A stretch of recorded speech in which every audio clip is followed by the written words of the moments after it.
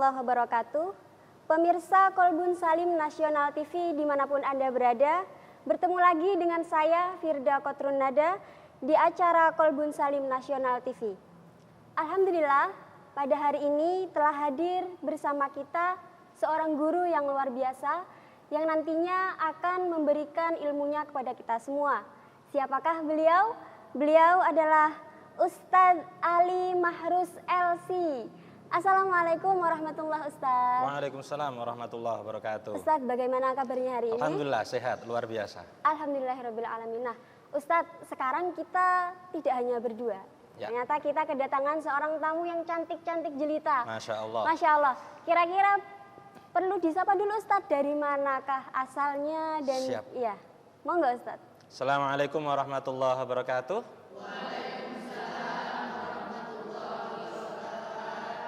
Apa kabar ibu-ibu yang cantik-cantik?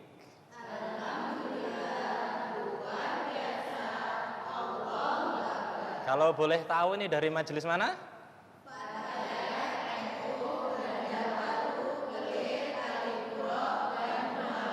Masya Allah, Alhamdulillah. Alhamdulillah. Semangat ya ibu-ibu semuanya. Oke, baik pemirsa. Tema kita pada hari ini sangat menarik karena saya yakin ketika dibahas ini mewakili sejuta suara hati istri di luar sana yang sedang berjuang mempertahankan pernikahannya. Kira-kira apa tema kita pada kali ini? Apa kira-kira ya? Tema kita adalah menyelamatkan layangan. Masya Allah, kalau di luar sedang ramai diperbincangkan layangan putus, sekarang bersama Ustadz Ali kita akan membahas bagaimana menyelamatkan layangan agar tidak putus atau agar tidak mudah putus, begitu nggak Ustadz G? Insya Allah. Jadi mungkin pemirsa di rumah atau ibu-ibu yang hadir pada hari ini masih belum tahu film apa sih sebenarnya layangan putus itu, begitu ya. Jadi film layangan putus lagi viral diperbincangkan akhir-akhir ini. Film ini menceritakan tentang sebuah pernikahan yang retak karena suaminya selingkuh ibu-ibu dengan wanita lain. Ya, jadi ada kehadiran orang ketiga. Memang menyeramkan sekali ya saat orang ketiga ini. Seringkali mengancam ketenangan rumah tangga. Tapi sebelum kita mengulik bagaimana poligami, bagaimana perselingkuhan dan lain-lain, saya pemirsa di rumah ataupun ibu-ibu yang sudah hadir di sini mau tahu dulu Ustaz, sebenarnya pernikahan yang seperti apa yang diajarkan dalam Islam. Silakan Ustaz, waktu dan tempat. Baik, kita mulai dulu. Assalamualaikum warahmatullahi wabarakatuh. Bismillahirrahmanirrahim. Alhamdulillahirabbil alamin. Hamdan yuafi ni'amahu wa yukafi'u mazidah. Ya Rabbana lakal hamdu kama yanbaghi li jalali wajhikal karim wa li 'azimi sultanik. Allahumma shalli ala sayyidina Muhammad wa ala ali sayyidina Muhammad. Yang saya muliakan dan saya hormati kepada ibu-ibu Fatayat NU dari ranting mana tadi Ibu? Banjarwaru, Kelir, Kalipuro, Banyuwangi yang alhamdulillah hari ini bisa bergabung hadir bersama kita. Dan alhamdulillah kita hari ini dalam suasana yang beda, kita ada di Masjid Al-Ma'ruf di lingkungan Kelatak, Kalipuro, Banyuwangi. Yang saya hormati juga pada para pemirsa Kolbun Salim yang ada di rumah, muslimin, muslimat. Saya berharap kita semuanya masih dalam keadaan sehat walafiat dan dalam lindungan Allah Subhanahu wa taala. Shalawat serta salam semoga tetap tercurahkan kepada junjungan kita Nabi besar Nabi Muhammad sallallahu alaihi wasallam. Baik. Tema kita sangat menarik, yaitu menyikapi satu film seri ya. Film seri, dan film itu tidak ada di televisi ya, adanya itu lewat harus nginstal sebuah aplikasi. Ibu-ibu ada yang tahu film ini namanya apa Bu? Layangan putus. Ada yang sudah pernah nonton? Pernah, Masya Allah. Ada yang sudah install aplikasinya Bu? Coba angkat tangan yang sudah pernah install. Alhamdulillah. Barakallahu fikum. Ya, baik, Mbak Nada. Kalau kita berbicara tentang film ini, karena ini film sebenarnya sudah selesai ya. Cuma sempat membuat kehebohan di masyarakat. Jadi ada semacam apa ya? Ada ya ketakutan. Ini jangan-jangan suami saya seperti siapa namanya? Mas Aris. Jangan-jangan suami saya seperti Mas Aris. Akhirnya apa? Ibu-ibu menjadi posesif sama suaminya. HP-nya suaminya diperiksa. Ada yang cerita sama saya kebetulan, itu si suami itu bahkan diikuti malam-malam pamitnya ngopi, ini diikuti sama istrinya, saking curiganya, jangan-jangan suami saya seperti Mas Aris. Nah, begitu. Nah, ibu-ibu yang dirahmati Allah Subhanahu Wa Taala, baik pemirsa yang ada di rumah, berbicara tentang film ini ada satu pelajaran yang bisa kita ambil. Apa pelajaran itu? Yaitu tentang bagaimana kita menjalani pernikahan itu dengan ilmu, ya. Semuanya dengan ilmu. Kalau kita bicara nikah, nikah itu diawali dengan namanya akad, betul? Ya, namanya akad nikah. Apa itu akad? Akad itu ikatan. Akad jual beli, akad sewa menyewa, akad nikah, semuanya namanya akad. Akad itu adalah ikatan. Namun akad nikah ini bukan akad yang biasa, bukan tali yang biasa, bukan ikatan biasa. Tetapi Allah menjelaskan dalam surat An-Nisa khusus untuk ikatan akdun nikah itu Allah mengatakan mitsaqan ghalidho, ikatan yang sangat kuat. Jadi bukan main-main ini. Jadi ikatan yang sangat kuat. Maka dari itu kalau kita mau menjalankan suatu pernikahan rumah tangga, maka persiapkan dulu ilmunya. Kenapa? Karena ini adalah ikatan yang sangat kuat, jadi bukan sesuatu yang main-main. Ya, kalau misalnya bosen, cari yang lain lagi. Kalau bosen, cari yang lain lagi. Ya, ini bukan ikatan biasa yang seperti itu. Allah Subhanahu Wa Taala itu menginginkan kita sebelum pernikahan itu ada ilmunya. Betapa banyak rumah tangga yang kandas di tengah jalan, betapa banyak layangan putus gara-gara bukan karena kurangnya cinta, tapi kurangnya ilmu. Ya. Jadi nikah itu enggak cuma bondo semangat tok, gitu.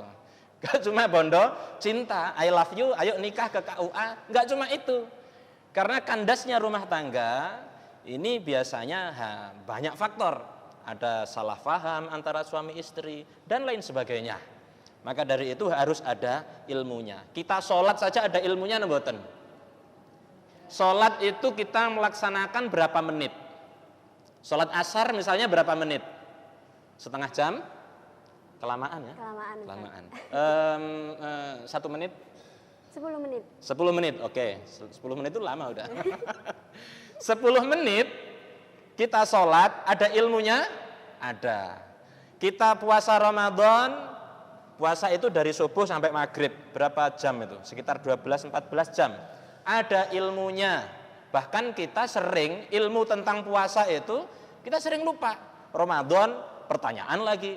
Ramadan, pertanyaan lagi. Ustadz, kalau misalnya saya mimisan, itu batal puasa enggak? Ustadz, kalau misalnya nangis, batal puasa enggak? Ini berkali-kali setiap Ramadan, ini pasti ada pertanyaan seperti itu. Apalagi akad nikah. Akad nikah itu adalah suatu bentuk ibadah. Kenapa? Nikah itu adalah sunnah dan perintah dari Nabi Muhammad SAW. Jadi ketika suami ibu-ibu ini mengucapkan qabiltu nikahaha wa tazwijaha Maimunah binti Markijo bimahrin madkur halan, disitulah dimulai kita beribadah dalam menjalani kehidupan rumah tangga. Sampai kapan? Sampai qadarullah, sampai ibu-ibu dipisahkan dengan suaminya, entah itu dengan kematian atau dengan jalan yang lain. Maka pernikahan ini umurnya sangat panjang, bisa berpuluh-puluh tahun. Lalu kalau sholat yang beberapa menit saja, puasa yang hanya beberapa jam saja, kita butuh ilmu, kita butuh ngaji terus, apalagi rumah tangga. Yang setiap hari pasti muncul masalah baru, betul tidak? Nah, saiki bengkerengan, esok bengkerengan maning, ada satu lagi, ada masalah baru lagi, ada masalah baru lagi. Setiap hari ada masalah baru. Nah, kita harus butuh ilmunya itu. Nah, yang kedua, indahnya pernikahan, Rasulullah SAW pernah bersabda, lam yuro bainal mutahabaini mithlun nikah. Tidak pernah terlihat suatu keindahan hubungan percintaan antara dua orang seperti indahnya hubungan pernikahan. Tidak ada yang lebih indah antara dua orang yang saling mencintai melebihi indahnya pernikahan. Artinya kalau ada hubungan yang diikat selain tali pernikahan, apa itu misalnya Mbak? Sekarang lagi musim apa namanya? Kumpul PT ya? Kumpul PT. Hah? Kumpul?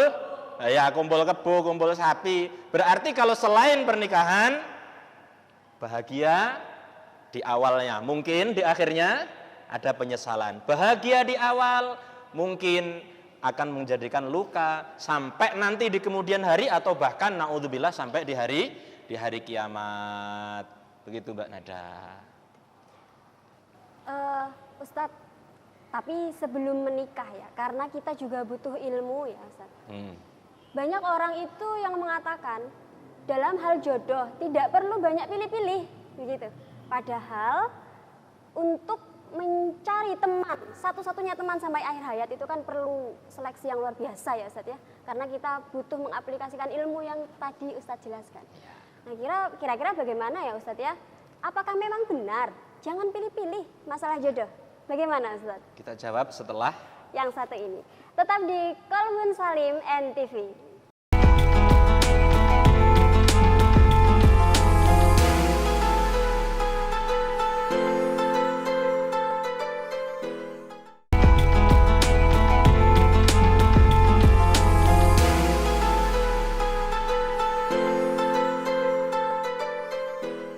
Pemirsa, kembali lagi di Qalbun Salim. Baik Ustadz, kita melanjutkan pembahasan yang tadi ya Ustadz. Dipersilakan. Pertanyaannya boleh diulang tadi? Iya, banyak yang berpendapat bahwa dalam memilih jodoh itu jangan banyak milih-milih, nanti kena batunya begitu. Siap. Padahal harus teliti Ustadz untuk mencari teman sampai akhir hayat begitu. Bagaimana Ustadz? Kalau kita meyakini bahwasanya nikah itu adalah sunnah, bahwa kita meyakini nikah adalah ibadah dan itu diperintah oleh Allah Subhanahu wa taala dan Kanjeng Nabi Muhammad sallallahu alaihi wasallam, seharusnya dalam memilih pasangan pun itu kita memilih sesuai yang kriteria yang diberikan oleh agama. Bagaimana kriteria-kriterianya? Kalau wanita ada 4, kalau laki-laki ada 2. Nah itu jangan kita kemudian terlalu selektif ya. Tapi kita proporsional, karena ini perintah Nabi, karena ini perintah agama, maka dalam memilih pasangan pun itu seharusnya kita memilih pasangan sesuai dengan yang diajarkan oleh agama kita. Kadang kalau terlalu selektif, dan mohon maaf, ini biasanya menimpa kaum hawa ya, terutama kaum hawa yang dalam tanda kutip perawan tua ya. Ini rata-rata mereka kenapa menunda pernikahan? Karena terlalu selektif, ada traumatik. Mungkin teman-teman dekatnya ketika membina rumah tangga banyak yang putus di tengah jalan. Atau mungkin trauma karena orang tuanya dulu bercerai, broken home, dan lain sebagainya. Apalagi setelah melihat film seri Layangan Putus. Ini jangan-jangan di antara wanita-wanita banyak di luar sana menambah trauma. Akhirnya apa? Seakan-akan pernikahan itu menjadi momok gitu loh. Dan terutama juga kepada ibu-ibu yang sudah pernah menjalani rumah tangga tetapi putus di tengah jalan. Nah ini biasanya kemungkinan untuk mengalami trauma untuk menjalani pernikahan lagi itu sangat besar bagi seorang wanita. Beda kalau cowok ya. Kalau sudah putus ya cari layangan lain kan begitu. Cari layangan lain ya Ustaz. Baik Ustaz, terima kasih. sekarang pemirsa kita kembali ke pembahasan awal bahwa menikah itu butuh ilmu. Tapi pada faktanya di lapangan itu banyak terjadi perselingkuhan. Peristiwa-peristiwa yang sama seperti di film Layangan Putus. Ustadz, kalau kita lihat prosentase kasus perselingkuhan itu sangat tinggi sekali. Kenapa Ustadz? Sebenarnya perselingkuhan ini apa? Keniscayaan atau pilihan? Oh, Monggo, Ustaz. keniscayaan atau pilihan. Baik. Karena banyaknya kasus perselingkuhan, maka penyebabnya hanya satu. Penyebab utama apa? Kurangnya ilmu. Satu, ya. Nanti ada penyebab-penyebab banyak.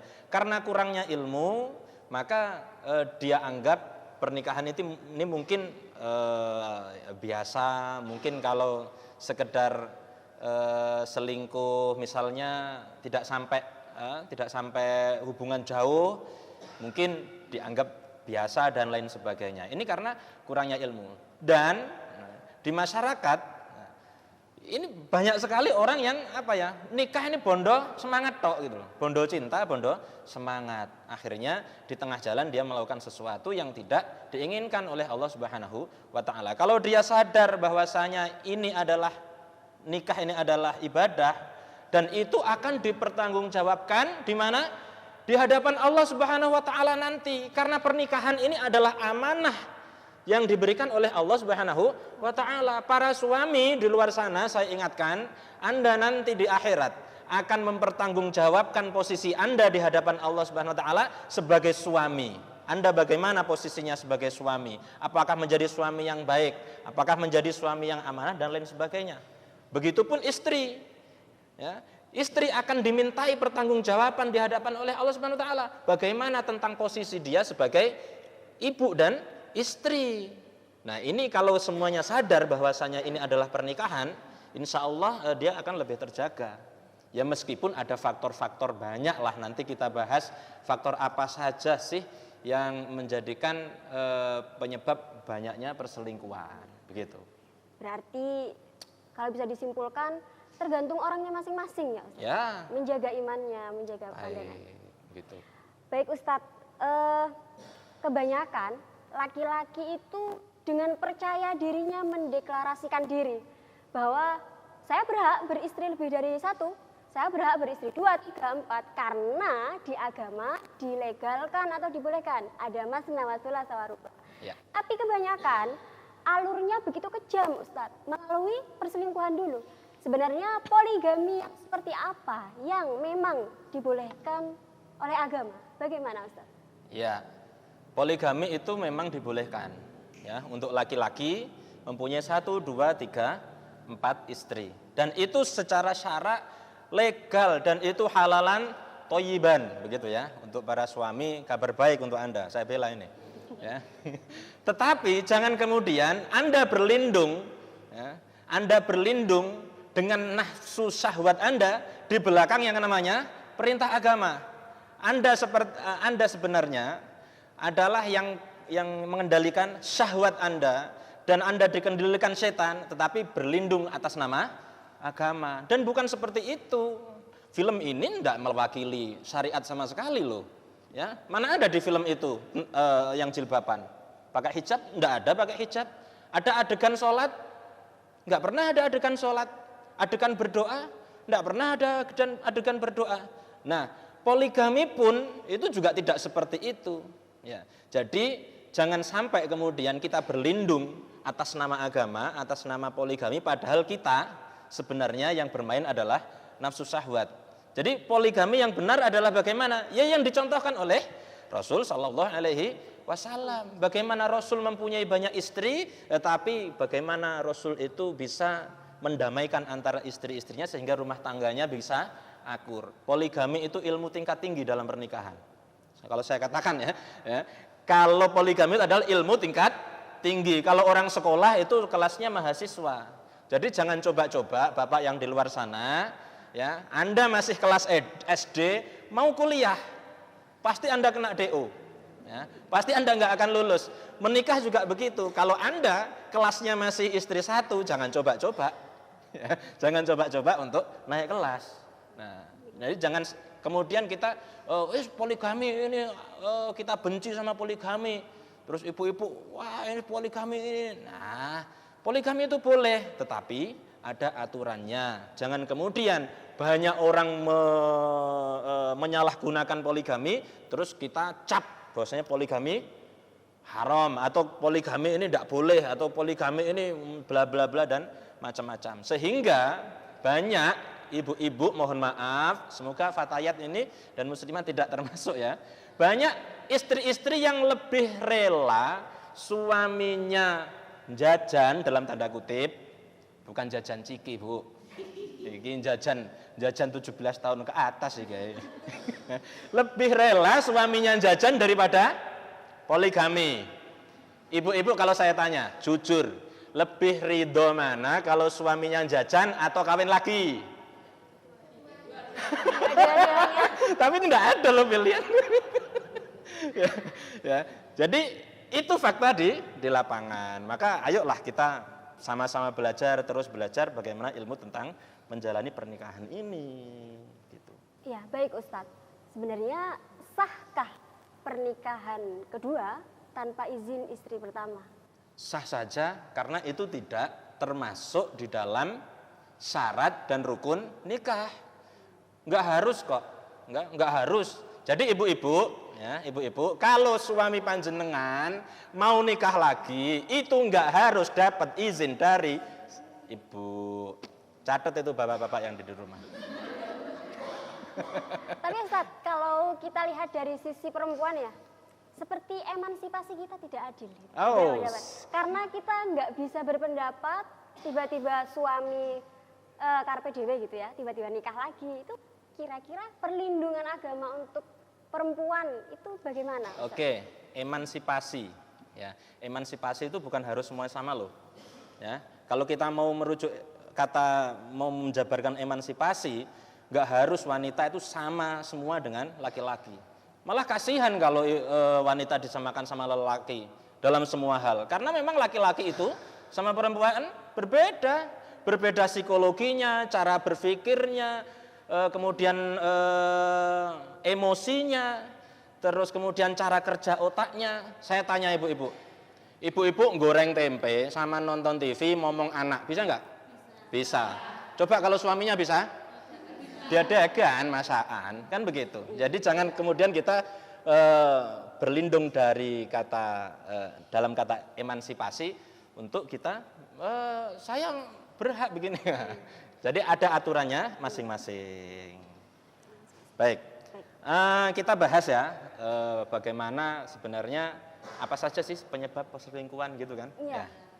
Jadi ada banyak penyebab perselingkuhan. Yang pertama adalah ikhtilat. Apa ikhtilat?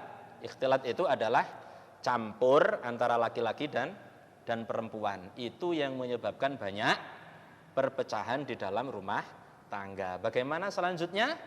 Kita akan lanjutkan setelah yang satu ini. Tetap di Kolbun Salim.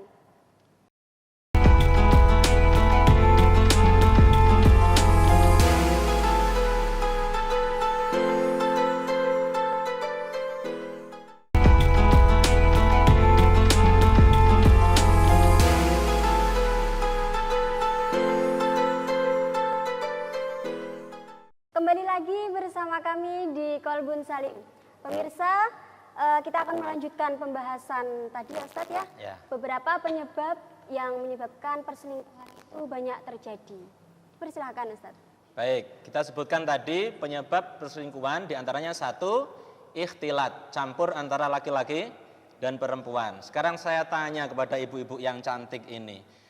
Sekarang ada enggak dalam satu kantor, dalam satu ruangan, itu ada cewek dan cowoknya dalam dunia kerja? Banyak. Sudah biasa? Sudah biasa. Kalau cewek kerja, berangkat kerja, saya tanya, mandi dulu mboten? Mandi. Pakai lipstik? Pakai wedak? Wangi mboten?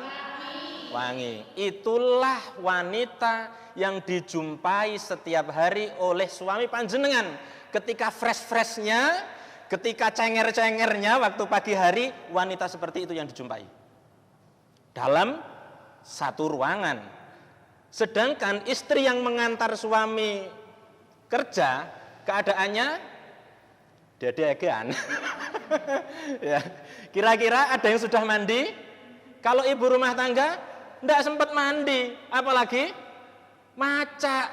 Nah, itulah pemandangan di pagi hari ketika fresh-freshnya suami Anda melihat pasangan yang amburadul, kemudian dihadiri ya, bertemu dengan cewek yang sudah wangi, dan itu setiap hari. Kira-kira bahaya enggak? Bahaya. Kalau sehari, 2 hari, 1 bulan mungkin masih so-so lah, oke. Tetapi kalau 3 bulan, 4 bulan, apalagi dalam tanda kutip laki-laki bajul, ya. Laki-laki bajul. Dengan candaan pertama ya, dengan candaan, terus kemudian bergaya pertama nganterkan pulang karena suaminya belum sempat menjemput, akhirnya diantarkan pulang, makan siang bareng, kemudian jalan bareng keluar kota alasan tugas dan lain sebagainya. Akibatnya semuanya itu dari penyebab apa? Campurnya antara laki-laki dan perempuan. Maka jelas sekali ajarannya dalam Islam, wala taqrabuz zina. Bukan zinanya yang dilarang, bukan hanya zinanya, tetapi apa? Penyebab yang bisa menyebabkan ke jalan zina itu juga dilarang sebelum terlambat. Maka harus siap-siap payung. Maka dari itu yang pertama penyebabnya adalah ikhtilat, campur antara laki-laki dan perempuan. Karena apa? Karena ingat ya, kejahatan itu bukan hanya karena ada niat, tetapi adanya kesempatan. Waspadalah kan begitu. Kemudian penyebab yang kedua ya, yang banyaknya maraknya perselingkuhan adalah kurang komunikasi antara suami dengan istri. Mohon maaf ya, mungkin suami sudah menyangka, alah mosok yang perasaan sih, mosok digubehen ngerti, masa begitu saja harus dijelaskan, betul tidak? Padahal suami mungkin saja nggak ngerti, atau suami juga begitu, karena suaminya pendiam atau bagaimana, nggak mau terus terang sama istri, ya, biar kari dedekan, wong wadon isun, ya. Si suami pengennya yang ada di rumah ini seperti yang di kantor dong, maca, ke salon, ya, kemudian bedakan, pakai yang glowing begitu, ya mungkin kalau ndak bisa glowing pakai yang mahal, pakai solar mungkin. Ya, pengennya begitu. Suami mau ngomong, itu perasaan suami apa? Alah masa kayak gitu masih harus diajari, masih harus diomongi kayak begitu. Padahal si istri itu husnudon, alah ngene wae biasa doyan dikau. Nah, ini ya kurang komunikasi. Akhirnya apa? Nemu temen komunikasi yang lebih baik. Kok ya yang di samping saya setiap hari di samping meja saya kok enak ya buat curhat ya. Kok kalau saya cerita kok klik ya. Kok ada kayaknya kita ada chemistry ya. Ya, bangun komunikasi yang baik. Jangan mengandalkan perasaan. Kalau suami-suami pengen istrinya cantik, bilang sama ibunya, "Mah, nyalon dong." Gitu, nyalong. Ya ne duite kan begitu. Ya, kalau istri pengen suami lebih oke, ngomong Pak atau Papip ya. Papip brengosnya, kumisnya dicukur dong, kan misalnya kayak gitu.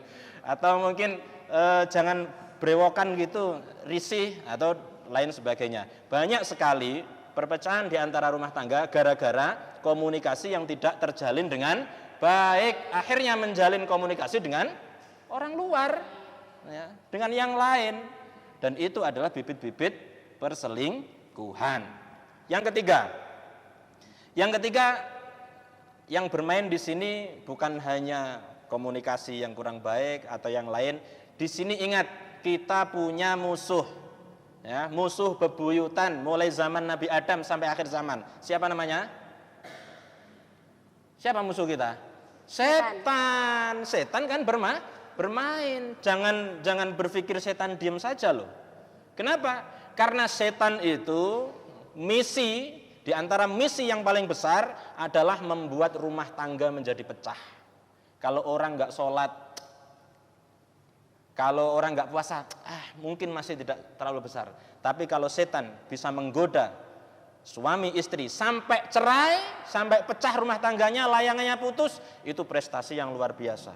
Dan itu mendapat apresiasi dari si raja setan, iblis. Good job. Ya, kayak begitu. Jadi hati-hatilah, karena setan itu pasti bermain. Ya, kita katakan tadi, bukan karena ada niat, tapi ada juga kesempatan. Kenapa sih kok setan bermain? Apa buktinya setan bermain?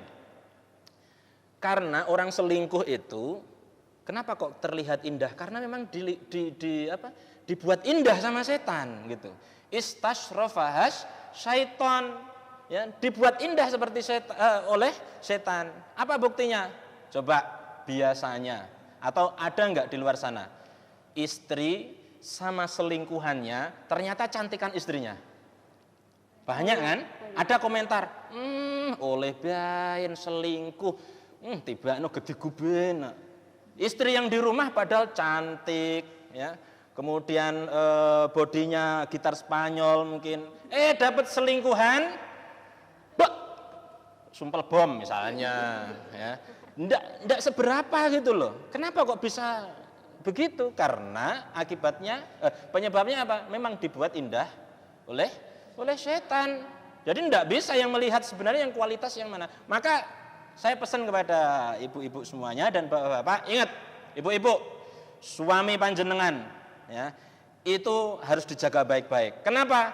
Karena suami panjenengan itu diincar 1000 perempuan yang ada di luar sana. Wow, begitu. Beneran ini. Ya. Dan para suami ingat, istri sampean yang kadang-kadang sampean jengkel sama sampean, hati-hati. Itu menjadi perempuan yang diincar oleh 1000 laki-laki yang ada di luar sana. Maka kita harus pertahankan, jangan sampai kebawa sama godaan setan gitu. Jadi harus saling menjaga ya Ustadz ya, antara suami maupun istri. Oke Ustadz, itu tadi dari sisi laki-laki.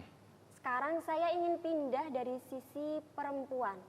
Banyak perempuan itu yang mencintai ternyata suaminya orang, begitu Ustadz. Dengan dalih, saya berhak dong mencintai siapa saja, kan itu hak saya. Nah, itu seperti apa pandangan agama terhadap wanita seperti ini? Dan apakah cinta itu seegois itu, Ustadz? Bagaimana? Baik, jawab singkat saja ya. Jawabannya adalah cinta itu enggak salah.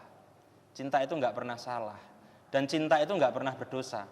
Seandainya saya mencintai istri orang pun, itu bukan suatu dosa, karena cinta enggak pernah salah. Dan cinta enggak akan pernah berdosa. Yang menjadikan dosa apa? Tindakan dari cinta itu sendiri. Ya. Kalau masih dipendam dalam hati, masih tersimpan dalam hati, tidak dikeluarkan dengan curhat, dengan perilaku yang tidak baik, yang melanggar agama, it's okay. Ya, mencintai suami orang, kalau masih disimpan sendiri dalam hati, cinta enggak pernah salah. Yang salah, yang dosa apa? Akibat perilaku dari kita mencintai tadi. Kalau sampai merusak hubungan orang begitu ya Ustadz ya. Betul. Oke Ustadz, mungkin dari ibu-ibu yang hadir pada kali ini ada yang mau curhat Ustadz. Oh, ya, mungkin dipersilakan untuk ibu yang mau bertanya. Baik, terima kasih. Assalamualaikum warahmatullahi wabarakatuh. Waalaikumsalam warahmatullahi wabarakatuh. Mengulik dari kisah layangan putus yang sudah beredar di masyarakat, yang akan kami tanyakan seperti ini, Ustadz. Ketika kita sudah mengetahui pasangan kita selingkuh, apa yang harus kita lakukan? Apakah kita melakukan seperti Kinan, minta cerai, atau memperbaiki hubungan pernikahan kita? Terima kasih. Assalamualaikum warahmatullahi wabarakatuh. Waalaikumsalam warahmatullahi wabarakatuh. Dipersilahkan Ustadz. Apakah seperti Kinan yang bimbang antara memilih putus atau rela dipoligami, atau ada opsi ketiga? Kita balas dengan selingkuh juga. Oh, kejam sekali. Jadi bagaimana, ini kan tips-tips supaya tidak sampai putus. Kalau sudah putus bagaimana? Pilihannya dua. Ya. Apa pilihannya dua? Yang pertama cerai. Ya. Cerai karena kita dihianati, bukan suatu perceraian yang membuat kita hina. Ya. Perceraian karena kita diselingkuhi atau kita dihianati, kita minta cerai, bukan menjadikan kita menjadi orang yang hina, dan itu boleh, itu pilihan. Ya, itu pilihan. Yang kedua, bertahan dalam luka, ya kan? Tapi nggak berdarah. Gitu. Sakitnya di mana? Di sini. Ya, kalau kita pilih bertahan, itu pilihan sampean. Ya, itu pilihan mau cerai atau bertahan dalam luka. Tetapi, ya, kalau Anda pilih bertahan, maka syaratnya ada dua paling tidak. Yang pertama apa? Harus sabar. Orang namanya disakiti, Bu. Kira-kira setahun, 2 tahun bisa lupa? 10 tahun bisa lupa? Apalagi kalau wanita itu adalah orang yang historis. Wanita itu historis loh. Apa itu historis? Kalau suaminya salah, itu mulai awal pernikahan, itu ingat. Sampean pernah salah ini, di list semuanya, betul? Alhamdulillah, jujur, barakallahu fiikum, jazakallahu khair. Ya. Kalau wanita itu suaminya salah, kesalahan 10 tahun yang lalu, itu bisa di list dia. Ya. Bisa ingat. Ya? Masih ingat itu. Jadi hati-hati loh ya, yang ini para suami. Nah, jadi intinya apa? Pertama harus sabar. Kalau Anda memilih bertahan, berarti Anda harus siap bersabar. Yang kedua apa? Jangan sampai cerita dan curhat kepada orang lain. Nah, apalagi orang itu tidak mempunyai amanah. Kalau sampai curhat kepada orang lain, padahal Anda memilih sabar, Anda memilih bertahan. Tetapi Anda dengan curhat kepada orang lain, jangan-jangan yang sampai curhati itu adalah mukanya polos, tetapi sebetulnya jahat. Mukanya domba, di belakang serigala. Jangan-jangan Anda curhati, kemudian bukan solusi, ya, bukan saran yang membangun untuk bertahan, tetapi malah sesuatu yang nanti disalahgunakan. Mungkin kemudian ya kembali tadi, ya kok lebih enak curhat sama itu ya daripada suami saya, apalagi suami saya pernah mengkhianati, apalagi suami saya pernah ini itu. Kenapa enggak kalau saya balas dengan selingkuh? Kan begitu. Nah, itu jadi intinya apa? Intinya silahkan pilihan masing-masing, cerai atau Anda pilih bertahan. Kalau pilih bertahan, syaratnya paling tidak dua. Satu, sabar. Yang kedua, jangan cerita. Kalau sampean enggak mau sabar, kalau sampean enggak bisa ngempet untuk curhat, maka silakan pilih untuk bercerai. Jadi terserah orangnya ya Ustadz. Baik pemirsa di rumah, jangan kemana-mana, kita akan lanjutkan pembahasan kita kali ini. Tetap di Qalbun Salim.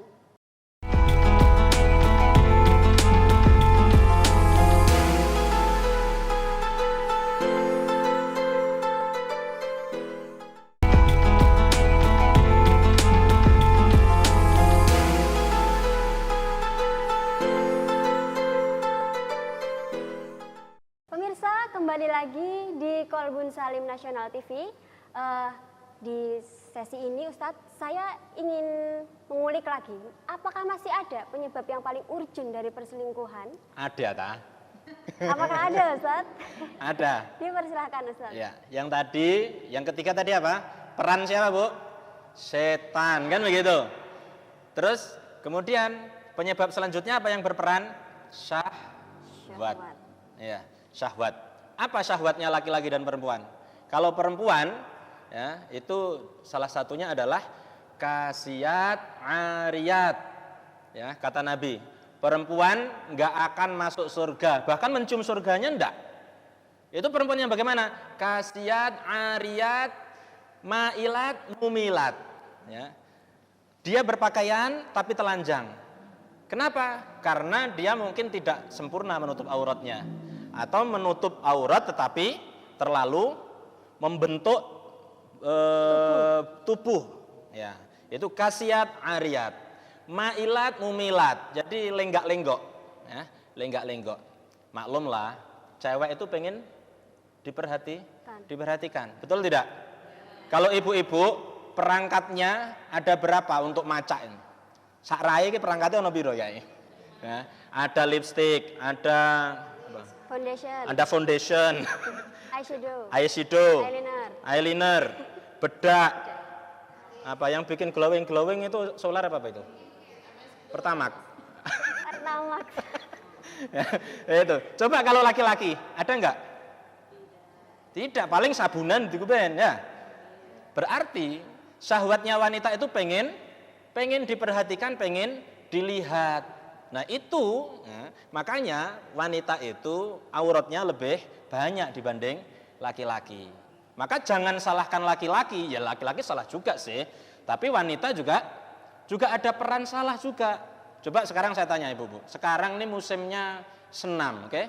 Senam, ya biasanya di di RTH, di alun-alun kan ada senam itu, ada senam. Kadang senam di gym, fitness.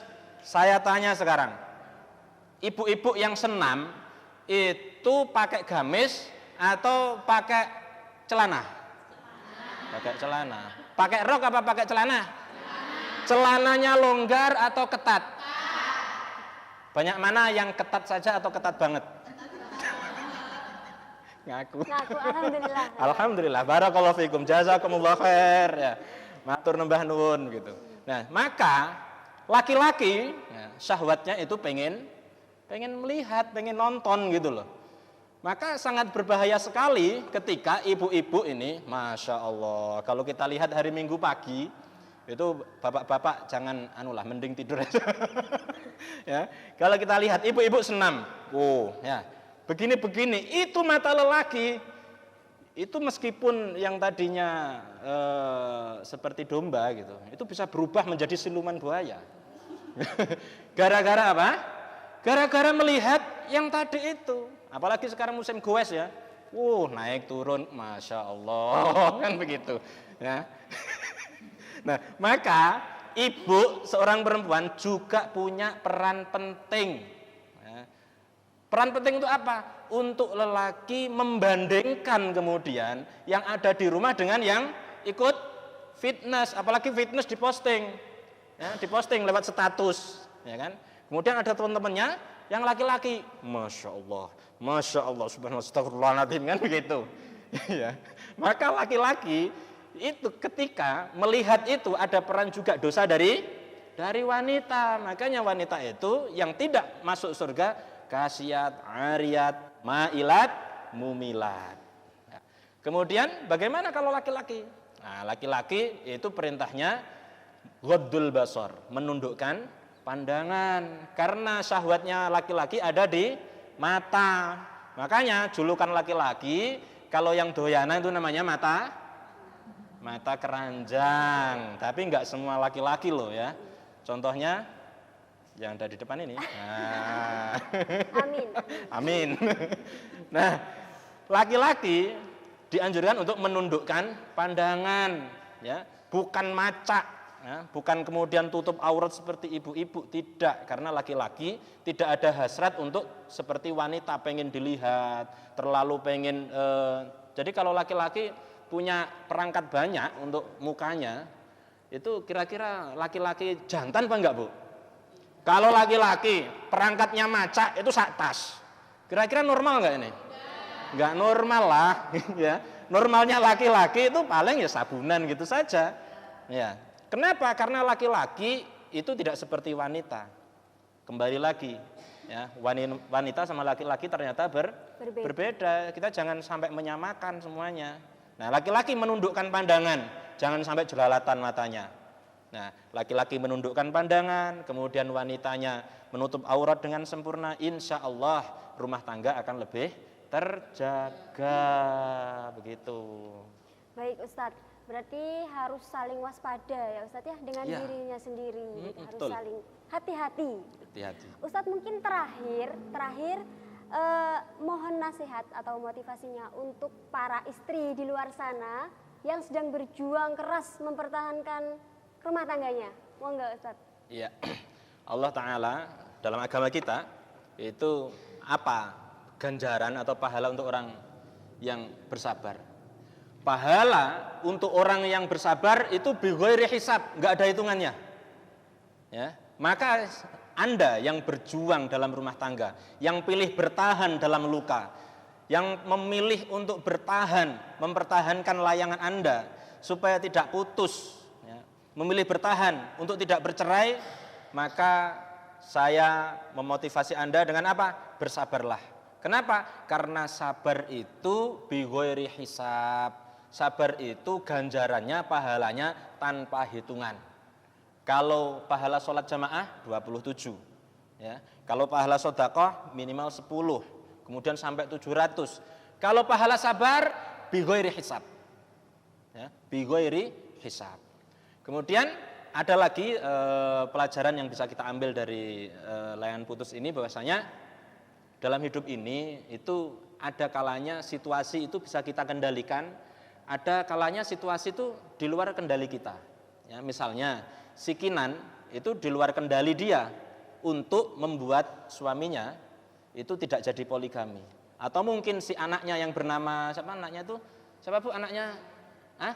Masya Allah, betul jawaban sampean jenengan, Masya Allah. Ikut terus Bu ya. Nah, si Raya itu ya, si Raya dia tidak punya kendali, ya, dia tidak bisa membuat orang tuanya untuk akur lagi. Ya, itu di luar kendali dia. Kalau sesuatu kejadian dalam hidup kita di luar kendali kita, jangan terlalu difikirkan. Kenapa? Karena Allah tidak membebani hambanya di luar kemampuan dan kapasitasnya. Tetapi kita harus lakukan apa? Yang bisa kita kendalikan. Raya tidak bisa mengendalikan orang tuanya untuk akur lagi, tetapi dia bisa memilih apa yang bisa dia lakukan. Tetap berlaku sopan kepada orang tuanya, kepada ayahnya, kepada papipnya ya, kepada mamimnya, menulis surat dengan bahasa yang santun, dengan bahasa yang sopan, tidak mengurangi hormat dia kepada orang tua. Itu pilihan, itu yang bisa dilakukan. Maka alangkah banyak di kehidupan kita sehari-hari, banyak di luar kendali kita, suasana itu dan situasi itu, maka jangan terlalu difikirkan karena nanti bisa depresi, kita bisa stres nganggur. Apa yang harus kita pikirkan? Yang kita pikirkan adalah apa yang bisa kita lakukan dan masih dalam kendali kita. Itu. Baik Ustadz, mungkin satu saja sedikit pertanyaan, silakan yang mau bertanya. Assalamualaikum warahmatullahi wabarakatuh. Waalaikumsalam warahmatullahi wabarakatuh. Perkenalkan, nama saya Norma Hayati dari Majelis Taklim Fatayat NU Kelir Banjarwaru Kelir Kalipuro Banyuwangi. Saya akan menanyakan dari segmen sebelumnya, Ustadz menerangkan bahwasanya dari pembelajaran layangan putus, seorang Kinan itu kan seandainya memilih untuk bertahan, ada dua, memilih untuk bertahan dan bercerai. Ketika seorang Kinan ini memutuskan untuk bertahan, berarti tidak boleh curhat kepada orang lain. Sedangkan seorang Kinan ini tidak mungkin tidak curhat kepada orang lain. Lantas memilih curhat kepada orang tuanya. Nah, dari sekian curhatnya, si orang tua berperan, Ustadz. Perannya menyarankan bahwasannya harus bercerai. Lebih baik kamu bercerai saja karena tidak sanggup melihat anaknya yang disakiti. Nah, pertanyaannya adalah, apakah seorang orang tua ini berdosa? Yang kedua, jika seorang Kinan menolak apa yang disampaikan ortunya, apa juga berdosa? Begitu. Mungkin hanya itu. Wassalamualaikum warahmatullahi wabarakatuh. Waalaikumsalam warahmatullahi wabarakatuh. Saya kira itu bisa terjadi kalau proses dalam akan memutuskan, ya, akan memutuskan. Jadi meminta saran, pertimbangan sahabat, orang tua, atau mungkin ustadznya, ustadzahnya kalau cewek ya. Soalnya kalau ustadznya biasanya masih satu soalnya. Ya, ustadz sekarang takutnya kan begitu ya. Jadi dalam rangka mau memutuskan itu mungkin bisa minta saran kepada orang-orang yang kita percaya. Tetapi ketika kita sudah oke, saran dari orang tua begini, dari teman begini, saya siap memutuskan untuk bertahan. Nah, maka kalau kita memutuskan untuk bertahan, Berarti kita sudah mempertimbangkan dengan 1000 kali pertimbangan. Kalau memang Anda pengen curhat kepada seseorang, harus dipertimbangkan 1000 kali. Jangan sampai pertimbangan satu, orang itu nanti akan membocorkan kepada yang lain. Akhirnya keretakan rumah tangga sampean yang tadinya berusaha untuk ditambal, ditutupi, jadi viral kemana-mana. Malah nggak jadi nanti, gara-gara curhat yang salah.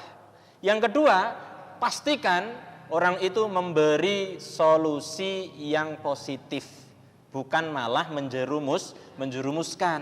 Kenapa? Karena kita memilih untuk bertahan dalam luka. Yang namanya luka ngempet ya ndak enak gitu loh.